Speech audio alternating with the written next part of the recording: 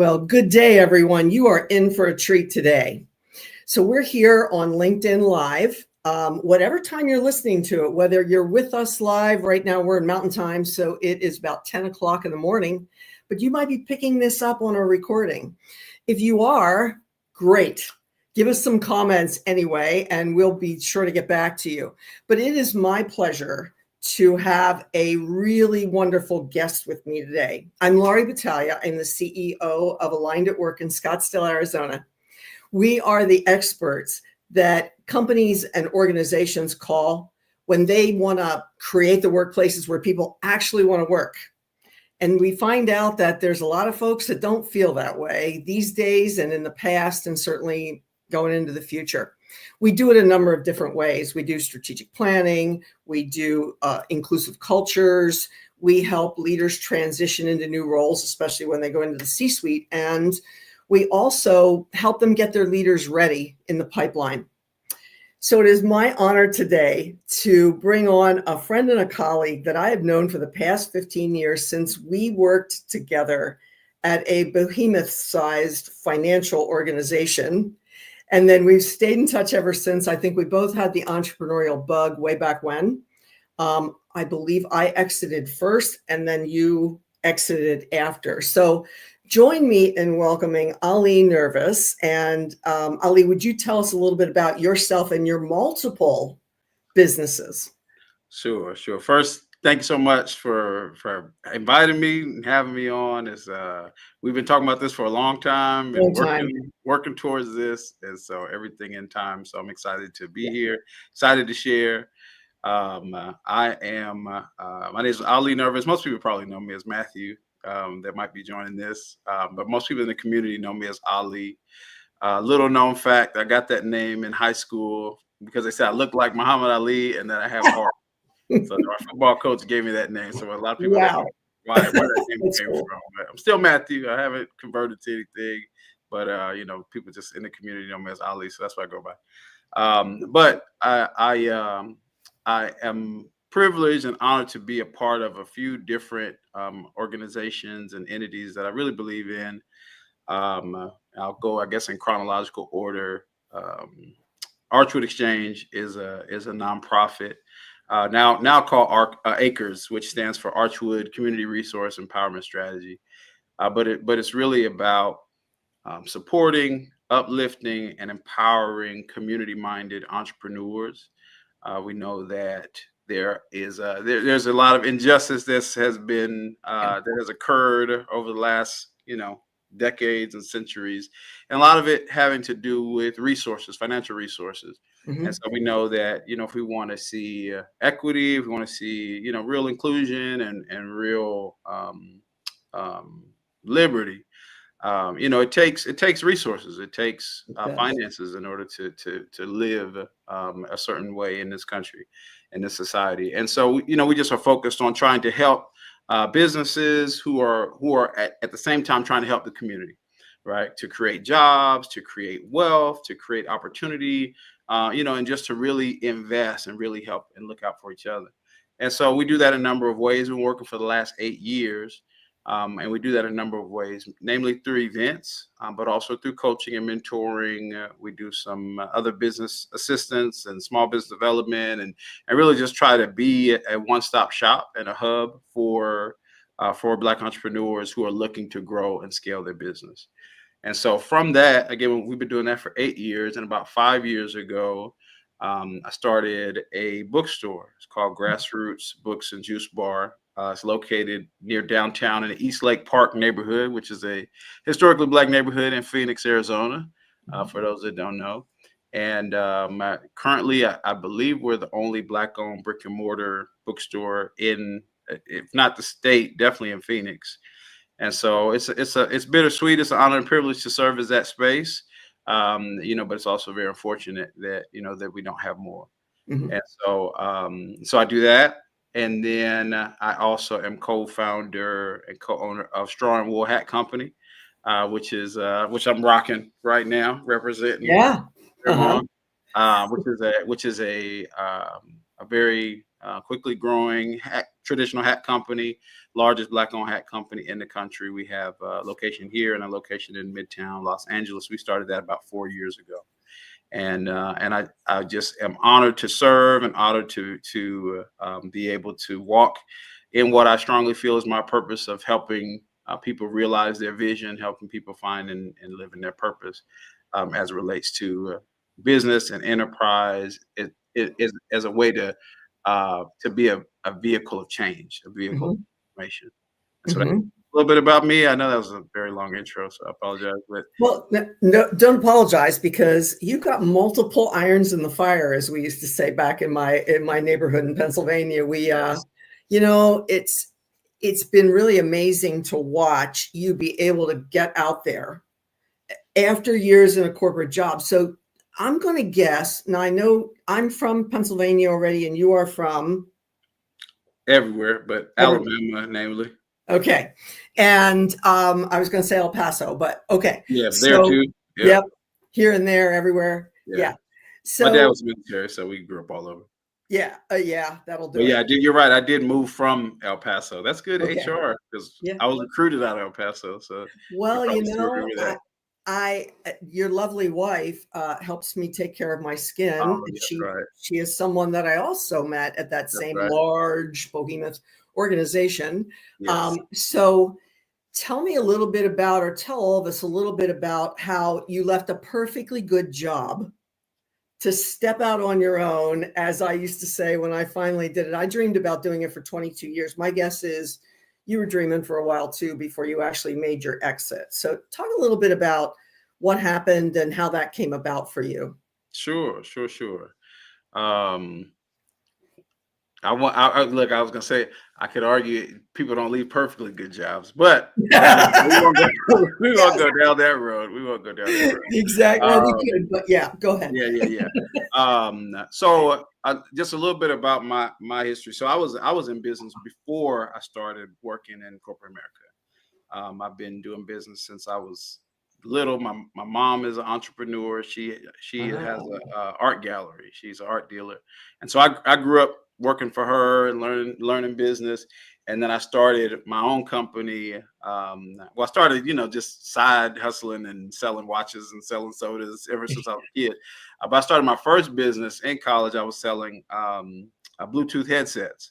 Okay. And so I started with individual customers, just selling the B2C, and then I branched into the B2B and started doing corporate contracts. My biggest one, I did a deal with an order with UTEP, the college in El Paso. And so they ordered wireless headsets for their whole department. So I came in and set them up, and they were like, "Who is this kid coming in here setting these headsets up?" So that was pretty exciting. So, but when I graduated college, I went to New Mexico State. When I graduated, and my wife had already moved to Phoenix and was working for this company, and I was like, because the hustling and grinding takes a lot out of you. It does. It's a big sacrifice. Yeah. You're always working, right? Yep. I was always, somebody would call me for an order, I would jump up and go deliver it right there.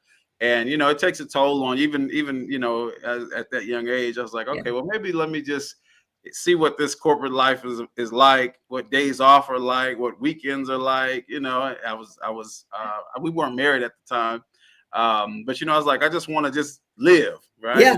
And not hustle, because I had been hustling for so long. Yeah. And so I got away from it. I had stopped, and so I was just doing the regular job thing. But that, like anything, if it's in you, it's gonna always come out. So like the bug had been biting me, and like I was always looking at different opportunities and stuff like that. So it wasn't necessarily like a spark that was like, okay, let me go start a business. Like it was always there. Yeah. But what shifted for me, because it wasn't the business that prompted me to leave. Okay. It was a community work. So I actually left to be an organizer and work full time in the community. And what prompted that was the conditions that I kept seeing over and over that were worsening in America, especially in my community. Mhm. And at this time, I think it was 2016, 2017, around that time, Mhm. there was so much turmoil, there was so much Mm. oppression, there was so much trauma that was Mhm. happening. And I'm thankful for the opportunities that I got at the company that I was working for. But it was also, and a lot of people may, you know, have experienced this in the past or maybe experiencing it now. It's very isolating, Yes. very lonely experience to Yes. live in two worlds, Mhm. right? To walk in two worlds of seeing the condition of a people, right? And Mhm. seeing how people are being marginalized and oppressed and targeted, right? And Mm. historically, right? Because I was also, Right. gaining more understanding of like, how did we get here? Well, how is this, Right. still happening in the year 20, at that time, 2016, right? Now, Yeah. 2025, it's still, a lot of these things are still happening. And so as you start to educate yourself, right? And then it takes action. And Mhm. so for me, as I was educating myself, and the action that I decided to take was marrying my passion for business, I won't say skills, but the little bit of acumen, a little bit of talent that I may have in the business realm, and the need, right? Because Mhm. as we said, the need Yeah. is grand, but one of the needs is resources, right? It's Right. to be able to insulate ourselves, it's to be able to, do the things we need to do and be independent without asking for permission. And that takes money, that takes Mhm. capital. And so looking at all those things, studying all those things, and at the same time going through my own personal journey, my Mm. own personal transformation of wanting to dedicate myself to a cause that was much bigger than me, and feeling so alone, and so having this depression and anxiety at a place that was perfectly fine, right? There was Yeah. nothing happening at the company that was affecting me personally, but the fact that I just felt so alone, and I felt like I could be doing so much more, with my time and with my energy and my resources to Mhm. bring about change. And so it was at that time that I just knew that I wouldn't be able to stay there, Yeah. right? Like I started to have my wife could see it, like I was changing. Everybody around me could see it, Yeah. and so I had to leave. I had Yeah. to do something else. And Yeah. so that started the journey of okay, what do I do, right? And how do I make it make sense for myself and for my young family? Yeah. And so entrepreneurship became a big part of that, but it really started with just working in the community and serving and being an organizer and doing everything that I could to help others. Yeah. But after a while, it was like, okay, we got to make some money too. Yeah. There Yeah, is that. you know Yes. what I mean? Like, yeah, and that's there's Yeah. a history to that of like, people who serve and who worked not having anything, for themselves, show for themselves. So we have Yes. to balance it too. Yes. And so that's where again I'm blessed because the entrepreneurship piece came in right in the nick of time, because I wasn't focused on that. I was Yeah. just focused on serving and doing what I could to help others. And then these opportunities came about with the hat company and the bookstore, and now the nonprofit. And so it's Mhm. helped me to be able to continue my mission, continue the work, but at the same time, be sustained and be able to help sustain others. Yes. Boy, you said so many things there that we could go in so many different directions. So let's see. And as you're telling the story, I'm putting together the pieces of what I was seeing from the outside looking in, being your Facebook friend. And, Yeah. I don't know that you were on LinkedIn too much, but I could see it growing on Facebook. I could see the transition that people tend to go to when they find their meaning and they find their cause, and Oh yeah. they're like, wait, and there is usually that, how did we get here? Right. So there's the going back and figuring it out, getting really angry about it. I know that the coach school that I went to, they have these 7 levels of energy, and there's one in Uh-huh. there. The second one is anger and Yeah. conflict. Yeah. And I believe that when people can channel that anger and that need to like fix it or conflict with it or not afraid of the conflict, the most positive way they can do that is to get active and to change things that aren't working. You have to. And you've done that.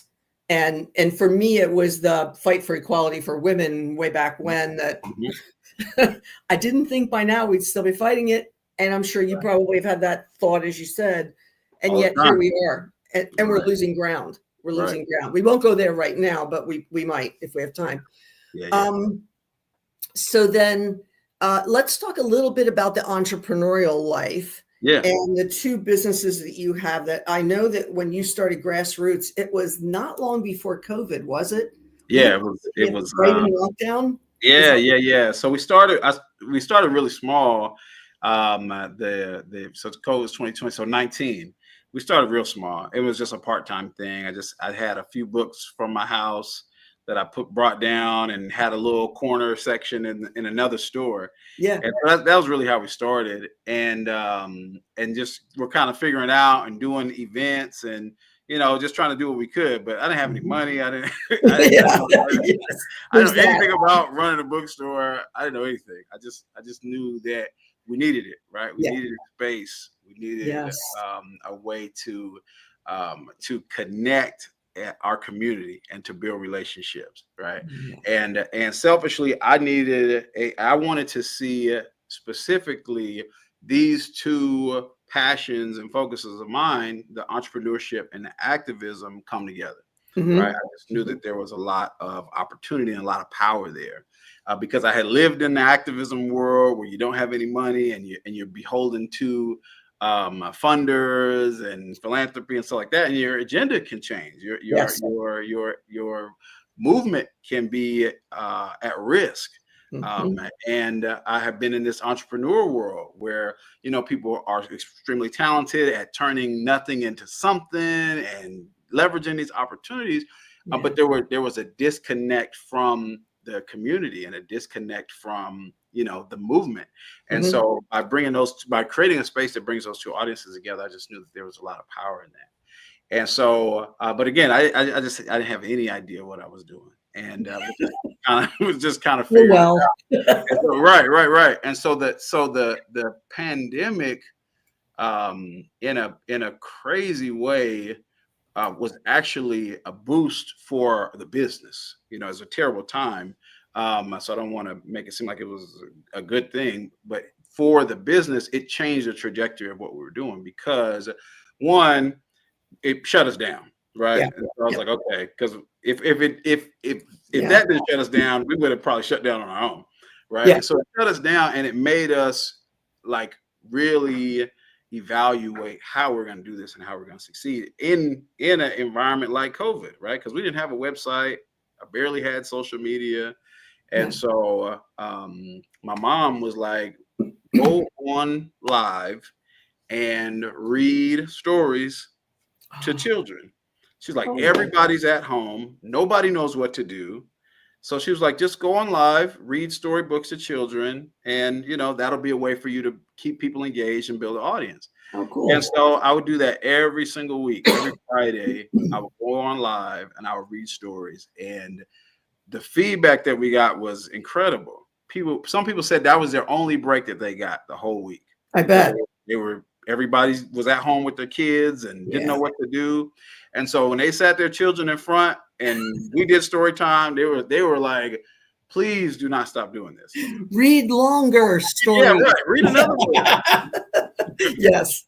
You got any others? Yeah. So we would read, and then we would bring authors on to read their books. And then, again, we didn't have a website. So people would be like, I want to buy that book. Like, how can I buy it? So first we was taking cash apps and sending books through the mail and stuff like that. And then we launched the website. Yeah. So we launched the website. And then there was an article that came out about us, a local article, because, again, we were the only Black-owned bookstore in Phoenix. And so an article came out about us. And then a national article picked us up. And it was talking about Black bookstores and the rise of Black bookstores and the history and stuff like that. And so we were featured in that. And then right after that is when, or right around that same time is when the protest movement kicked off when George Yes. Floyd and George Breonna Floyd's Taylor murder. and the whole world went crazy because everybody was seeing the same thing at the same time. And such a, I tell a story a lot. It's such a telling thing that when you can't go outside and when you can't turn away from the TV and you see what people are dealing with, everybody lost their mind. Yes. People were there's no distractions, right? People were in the streets, people lost it. And then the beautiful part of it as a bookseller is we got to see the consciousness shifting in the moment. Yes. Simply by the books that people were buying. And so again, I had just launched my website and it was just in the nick of time because we had national coverage. People started putting out, because whenever things like this happen, people want, like you said, it's anger. So people want to take action, right? It's like, what can we do? Right. We can educate ourselves and we can support Black businesses. And because of that, Black bookstores were like shifted to the forefront. And so we started getting orders like crazy. We were getting hundreds of orders a day. Yeah. And that's what really put us on the map. That's what sustained us for a whole year, because we were closed all of 2020. Yeah. I knew it was a while till you opened up. It seemed like it opened and then lockdown. And that's exactly how it happened. And so we didn't open until the very end of 2020. But the online stuff saved us, and really it catapulted us, because we wouldn't have gotten that exposure or that attention, without that situation happening. Yeah. Yeah. That's a man who his death did more to catalyze people into action than anything I remember in recent history. And I think you're right. It was the fact that we were locked down and our worlds were like this big at that point. So we saw everything that was happening, rather than now I can just turn off the TV, go outside, go about my day. Well, I got to go do the grocery shopping or whatever. But then you just couldn't escape anything. No distractions. Exactly. Yeah. Yeah. I didn't know you were doing stories. I love that. I'm learning new things as we do this interview. This is I always give credit. I always give credit to my mom for that, because that was her idea. I was like, I don't know what I'm gonna do with this bookstore. They gave me 1 month of free rent, and they was like, okay, you gotta figure something out. I was like, I'm just gonna close. And my mom was like, no, don't close. Like, figure something out. Yeah. And so, that was a testament of being agile, right? And exactly. And figuring it out. And so, which is sometimes you don't have control over the circumstances. You only have control over how you respond to it. So. Definitely. So tell me about it now. Grassroots. And by the way, if anybody's looking it up online, it's got a Z like zebra on the end, Grassroots. So look it up that way online. But tell me about, like, when I see the stories about it, it looks like a community gathering place. You're bringing speakers and authors and just community things to get people and things together. So tell us a little bit about where it is now after 5 years. Yeah, absolutely. So we've grown a lot. We now have a full cafe in addition to the bookstore. And we are a proud community space. We do a lot of events. We do poetry night. We do, one of my favorite things is chess. We do open chess and chess lessons for free on Sundays. Chess tournament every couple months. And that's probably one of the most attended things. Like, people come from far and wide. We have a whole family that comes from Casa Grande for every tournament. Wow. And their oldest son pretty much wins every tournament. But we just got a 9-year-old chess prodigy who's beaten everybody. Wow. Me, I haven't played him, so I technically haven't lost to him. Are you pretty good? No. Okay. Which is why I'm not playing him. I mean, I'm decent. I can beat somebody that that's rusty like me, but like a real chess player that knows strategy, like this kid. Yeah. Oh my God, he makes people sweat. Yeah. Yeah. You gotta have one of those come along every so often, just to keep people on their toes and stuff. Oh yeah. My 6th grade teacher, I think it was every Friday, had us play chess. Okay. And Stephen Ura, his name was, back in, New Hanover, Upper Frederick School District in Pennsylvania. And Mr. Ura had us playing chess. And then he would just sort of watch, he had the whole stacked ranking kind of a thing. And there was this kid, Jerry, who I thought was so cute. And Jerry Hines was the prodigy that you're talking about. This guy, I don't know where he is today, probably retired, but he was the kid that everybody was trying to beat because he just took to it naturally and like got it. And they went and, you know, some of my class would go and play tournaments at other schools and things like that. The rest of us were playing because, well, it was better than classes and it was pretty cool. Right. He was teaching me a strategy and the things that are important to me now and the things that like, I like this, I can always look 10 moves ahead of time. I'm always out in the future somewhere rather than like right here, right now. And oh my gosh, I love that you're doing that. I just love that you're doing that. It's got really so amazing. Many benefits. And the best part about it is to see community come together in a way that it doesn't in any other space that I can think of, except maybe church. Yeah. But like when I see youth, a child sitting across the table from an elder playing chess. Yeah. Like where do we get that experience anymore? Right. Right. So that part. It just looks like a happy place and a place where change happens and community comes together when I see all the pictures. And I should hold this picture up just to show that you do get onto newspapers and stuff. And there you are on the front of the Scottsdale Republic for a few weeks. That's what the whole purpose of it. Yeah. Gotta get out there and get the word out for people. Definitely. So when you and I were talking, we were talking a little bit about diversity, equity, inclusion, belonging inside organizations. And some of the people watching this may be thinking that that's going to go away. And I was talking just before we got on live that there's a woman on LinkedIn that I follow. She and I were both speakers at a belonging summit with Rhodes Perry a while back. And her name is Lily Zheng, Zheng. And Lily is a researcher and she knows her stuff and she comments and she writes for Harvard Business Review and all those kinds of things. And I was reading this morning something that I think people ought to be aware of. DEI has been politicized like crazy recently, as I think everybody knows, presidential orders to shut it down and so on and so forth. And I'm just going to say here live, I think it's a lot of bullshit. So when we get into what I got out of Lily's article this morning was some real facts. I don't have it up in front of me, so I don't know the numbers, but there are very few companies who are actually saying, we're not doing it anymore. We're going to take the federal order out of it. But the people who have control over whether they do or don't pursue a diverse workforce, equity for people, so that we really, if we're going to have a meritocracy, we do need to have equity so that everybody's got a level playing field. And frankly, I'm here to tell you, it's not a level playing field. And I've experienced that as a female. I'm a white, straight female, so I have some aspects of, I have a lot of aspects of privilege, but it's not a level playing field. And if we're really going to get to meritocracy, then we need to level that.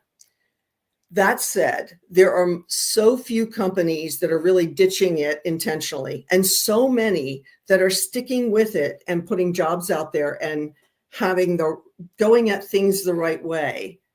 Where did I want to go with that? You were talking about employee resource groups when we had our pre-meeting and how you see them as a way to kind of affect positively the organizations that they're in. So talk a little bit about that. What's your grand vision for how good could it be? I just think we all have a role to play.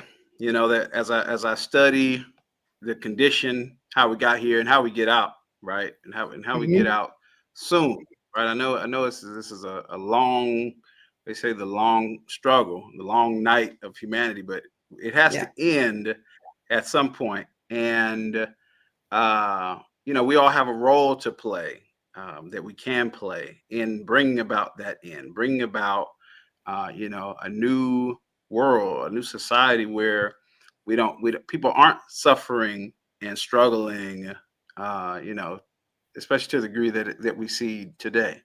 Yeah. And so with my question around, I had posed a question around the ERGs. And it was really prompted by somebody in the community, a great brother named Roosevelt.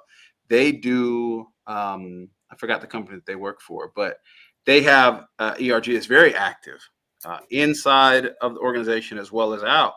And so they prompt their employer to purchase gifts, like when they, every company is doing gifting and all those types of things, and community give or corporate give back stuff. And so they come to Grassroots and they buy gift cards to give out to employees. Every year, their company comes and buys like 100 gift cards to give out to their employees. We had another group that reached out and they said, hey, we do a corporate giving effort, and the CRG that's here, ERG that's here, recommended your business as a recipient. It was like, where can we send the check? Yeah. Right. Okay. Right. And I was like, this is a scam. Because it was like, yeah, we need your routing number and your W-9. I said, I'm not going for it. Yeah. Dangling some money in front of me. And so I looked into it. It was a legitimate company. So, and they did it. Like, they cut the check, and there was nothing that I had to do. Yeah. And, we get people reaching out to volunteer. We've been brought in to speak at different events and things like that, or to participate in like their little vending. So, sometimes they'll bring in businesses to be a part of different events and stuff. And so it just seems like such an untapped potential, untapped opportunity for the ERG. I know that, and that's not the direct purpose of it. It's more for engagement and stuff like that. But while you're there, being engaged and also wanting to bring about change in the community, if that is, a goal, what can we do to take our work up, to another level, to amplify our impact, is really what I'm looking at. How do we're already doing things that are bringing about change. So how do we work together? How do we strategize? How do we look at something differently in order to amplify the impact? And so that's what I see for ERG. So if you're in an ERG and in your next meeting, say, how do we amplify our impact? Yeah. How do we do more for the community that we represent? Yeah. Yeah. I just think there's ways to get out there. I know that, being in a lot of women's organizations, they go out and they look for women-owned business. And I think that it's part of that leveling the playing field for everybody. And Fawn, we have Fawn in the background. Can you put up the banner for the Black-owned business directory? I believe that is. There we are. Buy Black Arizona. So tell us a little bit about that, Ali. What's on that site when people go check that out? We'll leave it up for a few minutes there. Yes. Yeah. So the story behind that is, as I said, we work through the nonprofit. We work with a lot of businesses. And what really prompted us to create this directory is when the Super Bowl came here. I think that was maybe 2 or 3 years ago. Yeah. There was very little representation for or opportunities for Black-owned businesses, right? And ours is the company is downtown on Roosevelt. Right. Right. We were in the clean zone, so we couldn't advertise. Like, it was crazy. And but at the same time, it's like, okay, well, at least we should benefit. There should be opportunities. People coming in. All these people are in the city and stuff like that. And it didn't happen. And then people that were coming into town for the Super Bowl or for the festivities weren't able to find the Black-owned businesses. People, because we're our proximity to the airport, and when people we learned that when people look up Black-owned businesses, we're on the top of the list. Yeah. So people were coming in, and we were like a tour guide, and they were like, well, where do I go? Where do I eat? Where do I shop? Where do I, this and that? Where do I connect with folks? And so we just were having to tell them, and they were jotting down lists. And so it was like, well, we need a printed directory that we can hand to people. And then the printed directory was always, as soon as you print it, it's out of date. Yep. And so, we created an online version, but it was really because of that. It was really because we're always trying to find ways to increase exposure and opportunity for the businesses in the community. Like you said, for leveling the playing field, to help raise folks up. And so, yeah, that's the whole intent and purpose of that. Is that happens every day. It's so many travelers are coming here, people are moving here, looking for stuff, and so we just wanted an easy, clean way for people to be able to find those things. I love it. And I got excited one time when I came back through Sky Harbor, our airport, seeing the Straw and Wool hat company on the, when you're standing there and you're a captive office, wait for your luggage. If you're a person that checks luggage like I do, because I'm too small to get my bag up in that, plus bad bag, all the things. Right. So I check a bag, and there was Straw and Wool going by, and I was trying to catch it as it went by.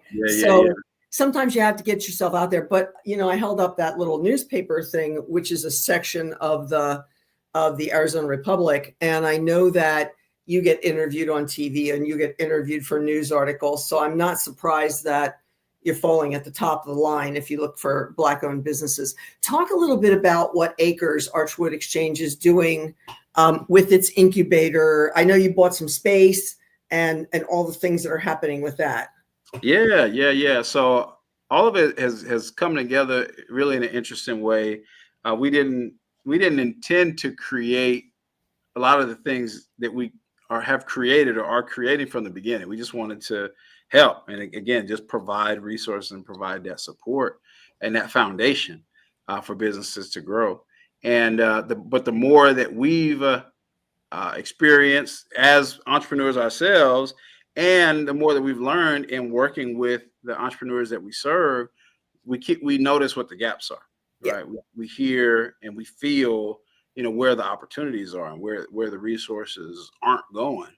And so that's where we've tried to fill in those gaps. And so the main things that we do outside of the marketplace event that we host is we have a retail incubator. And so because we work with a lot of vendors, people who are going out and setting up and selling their product themselves, and they're trading time for dollars by being there. But in order to grow and scale, right, you need a way to be able to sell product without you having to physically be present to sell it, whether that's online, whether that's in stores. And so the first thing that we did was open this retail space. It's also on Roosevelt Road, right, 3 doors down from Straw and Wool. And we have about 25 businesses that are in there that we're in the process of incubating now and helping them grow, whether it's to have their own brick and mortar, many of them want to have their own space, or to be in the big box, or, to successfully transition to e-commerce, right? So we're helping them navigate and helping them figure those things out. And so that's one of the things that we're doing. And then the newest thing is the space that we just secured downtown. It's the Arnold Pickle House. It's a historic building on 14th Street in Van Buren, also in East Lake Park, which is dope. For all this to be happening in that neighborhood.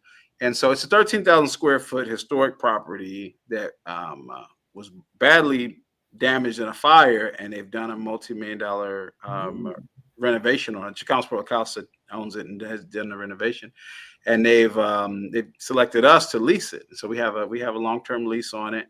And so it's going to be an event space, a community space, our incubator, our headquarters. We're building offices there. We're building classrooms there.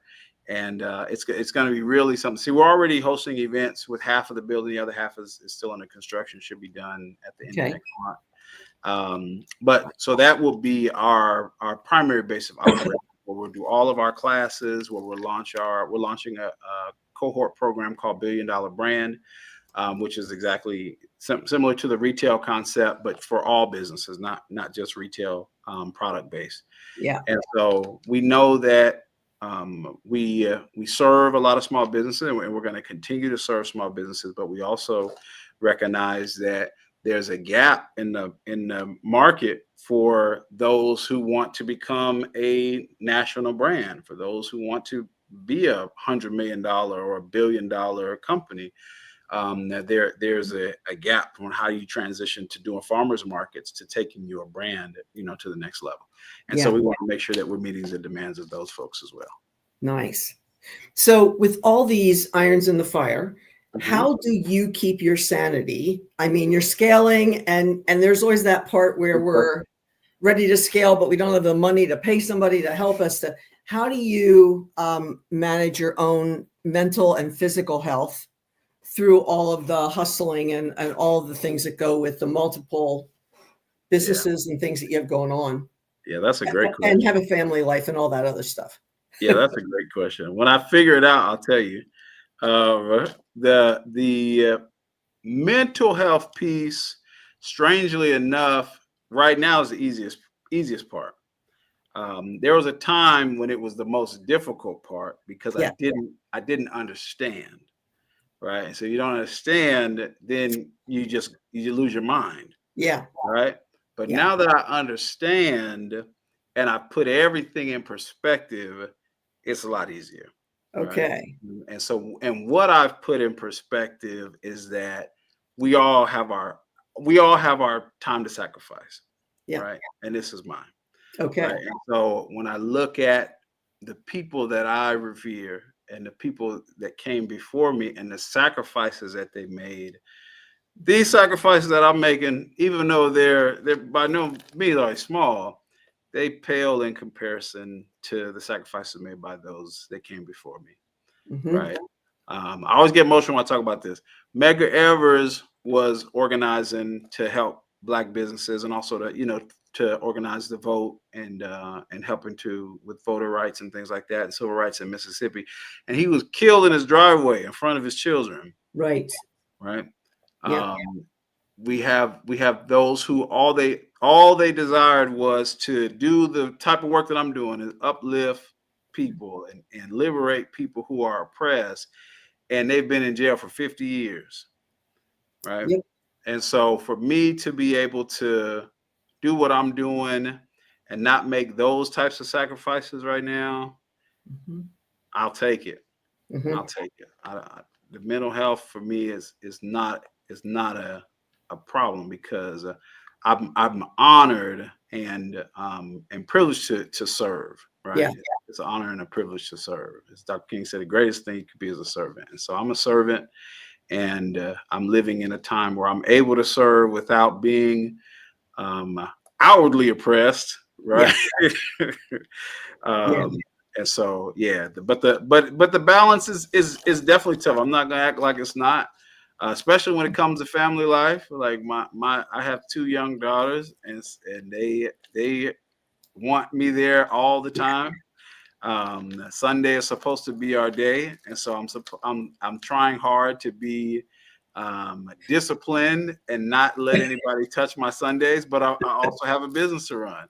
Yeah. So like this past Sunday, I had to go to the bookstore and take care of some business and go. And then when I got there, we had a reel go viral recently, and it's got like 40,000 likes. We've gained 3,000 followers in the last couple of days.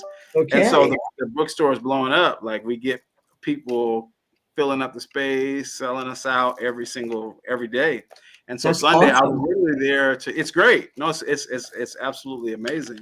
And so Sunday I was just going to drop off. I think I went to go drop some milk off or, just some stuff that we needed. And I got there and the place was packed. And I was like, I can't leave. Right. Like we need, we had 2 people. I was like, we need more than this. Yeah. So I had to stay for a few hours until the rush was gone. And so, it is definitely a balancing act. But with that, I'm educating them, right? So they understand, it doesn't make it any easier, but they understand that, this is a moment that we're in that I need to, be present for. And but when I'm here, and I won't say I'm right. When you're there, you have to be there. Yeah. Right? And so I think even at their young ages, they're 10 and 7. They know that when I'm present, I'm present. Yeah. Right? My focus is on them. Whatever they want to do, I'll spoil them. Right? All those things. Same with my wife. Right? We're scheduling our date nights. Like I'm trying to okay, I gotta figure out a way to do all this stuff. Right? Yeah. I'm just in it. Right? And so when you're in it, you can't complain. Right? You just have to figure it out, and you're not always going to get it right. Right? You always have to, put your best foot forward and be upfront about, what it is. And Yeah. sometimes balance never looks like, I don't know if my hands are showing, but balance never looks like this, right?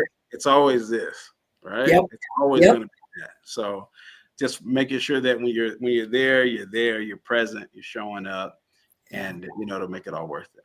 Yeah, it's hard. I think too, a lot of times people will go till they get physically ill. The body has a way of telling us like full stop. Oh yeah. And there's nothing much you can do about that when it happens. It's like when you're down for the count, you're down for the count. Oh yeah. And Absolutely. It's a reminder like, okay, yeah, but where's your boundary? And I have really crappy boundaries. So yeah. Right. Where are they? No, you have to listen to your body. You have to listen to your body. I'm a very spiritual person, so I know that what we're doing right in this moment, we're doing what we need to do. It's a calling. Yeah, it's definitely a calling. So we don't have to force it. Yep. Right. You don't got to force it. It's gonna happen. We just keep doing the right things, keep showing up, putting your heart into it, and keeping the people first. Mm-hmm. Right. Don't kill yourself. Yeah. Because it's gonna happen. Yeah. And I just see a comment popped up on LinkedIn. Hey, DJanae, how are you? So that's my friend from Texas. And she and I met after I was on a panel for diversity, and then she reached out. So, hey, note to everybody that's watching this. If you want to network with somebody, that's what LinkedIn is all about. Just reach out to them and say, I saw you speak. And, if you have time, I'd like to, oh, here we go. Now we got comments coming in. If you want to reach out, that opens up doors. And DJanae and I have this relationship where she helped me, I've helped her, and it just continues to flow back and forth. So use the platform for what it's for, folks. Before we get to the very end, what else have we not talked about, if anything, that you were hoping that we would? And I'll look at my list. Okay. Oh, so you have a contest that you're in, I believe. We can put that banner up for sure. you. Sure. Oh, here we go. Tell us about this Entrepreneur of Impact. Yeah. Okay. So I'm not a very like public or out there kind of person. I just enjoy doing the work, right? But we're quickly learning that part of the work, a large part of the work, is telling the story, right? And so we've been working for 8 years and have built a lot, created a lot, and but a lot of people don't know that, especially outside of the community.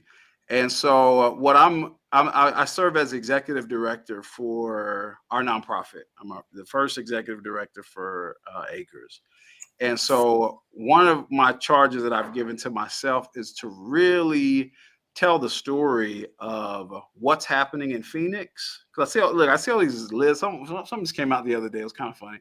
And it was like, these are the best cities for Black people in America for opportunity and business and stuff like that. Yeah.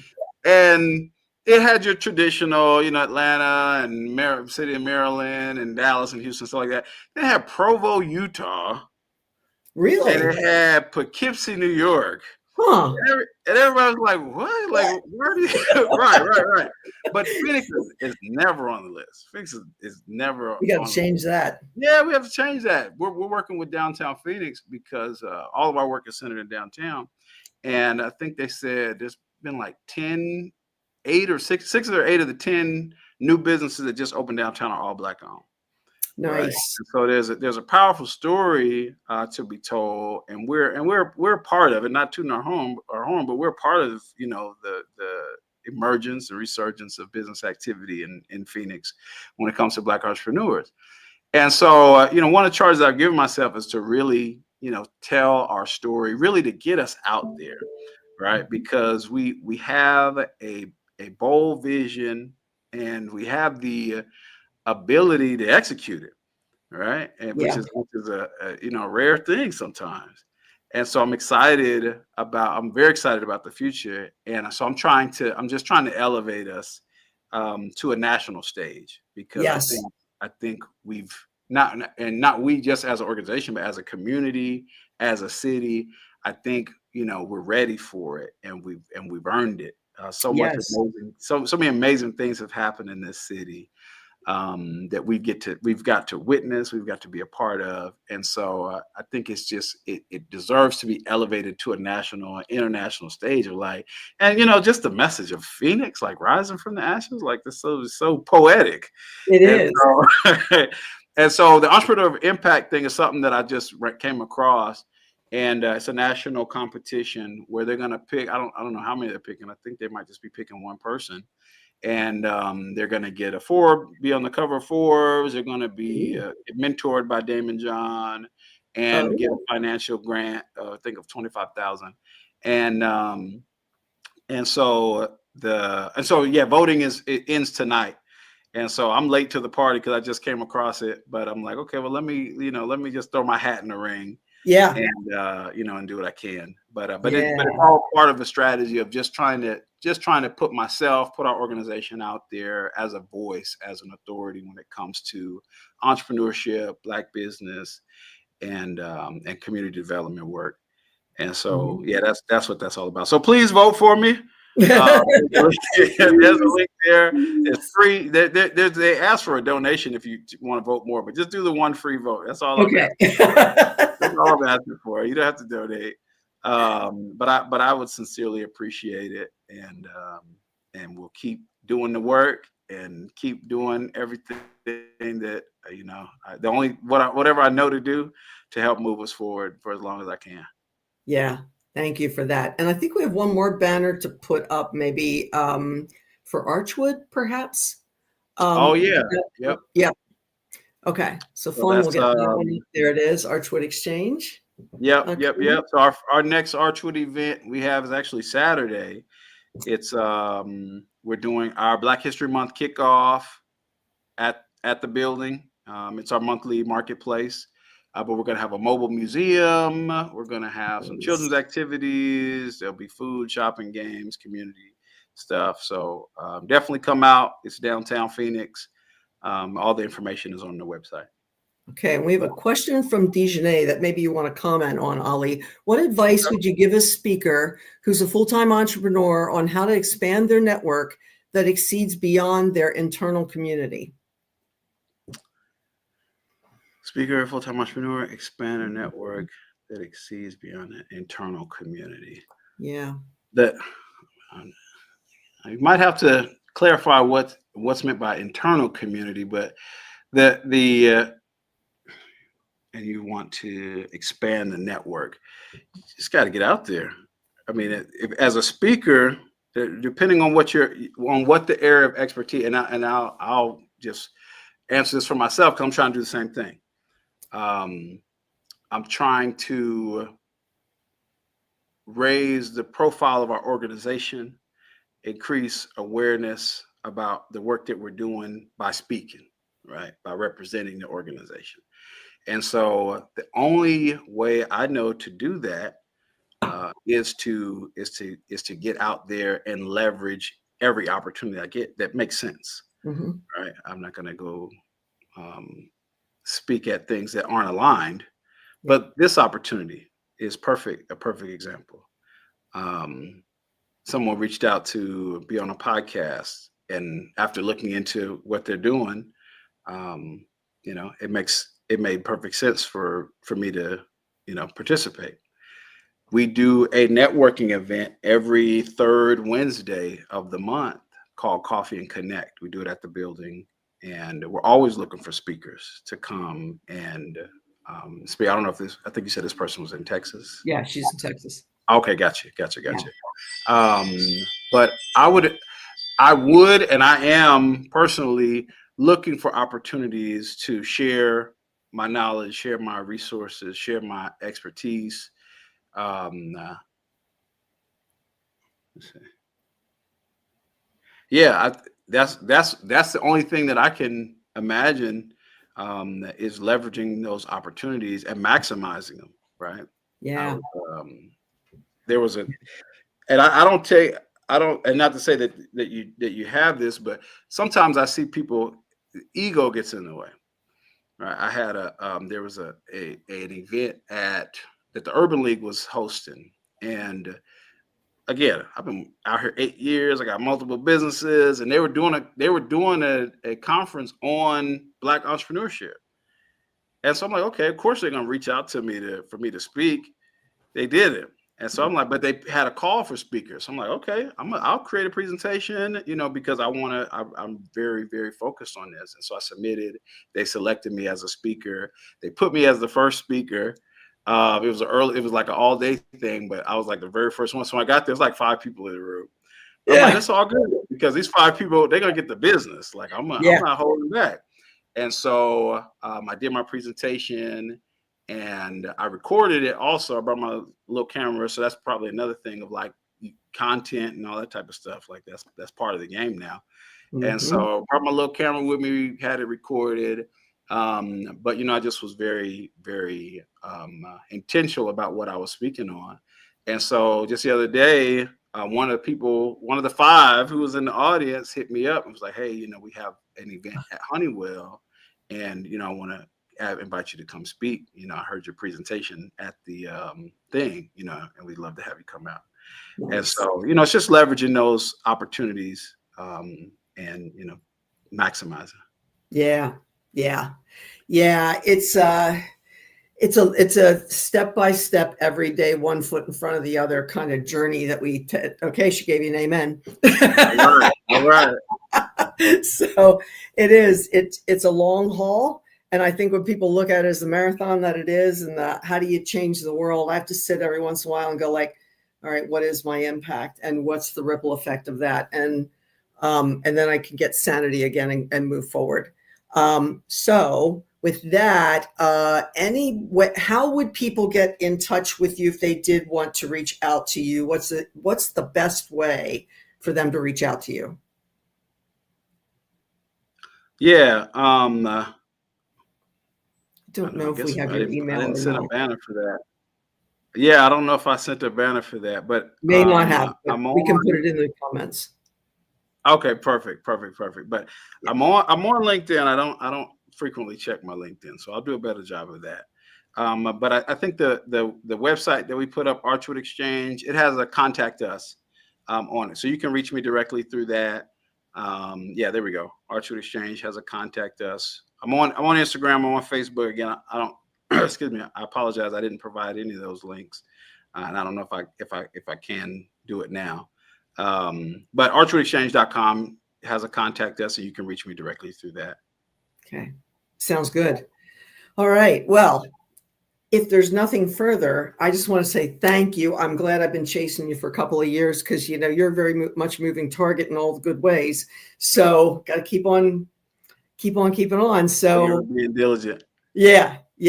So thank you for doing this. I can't thank you enough. And I learned things. Hopefully you had the opportunity to share this, and this can become part of your outreach and sharing with people too. So absolutely. Thank you everybody for coming, and thank you for listening in later. We really appreciate it, and have a wonderful day. And don't forget, pace yourself, stay vigilant, and let's move forward together. Thank you. Let's do it. Thank you.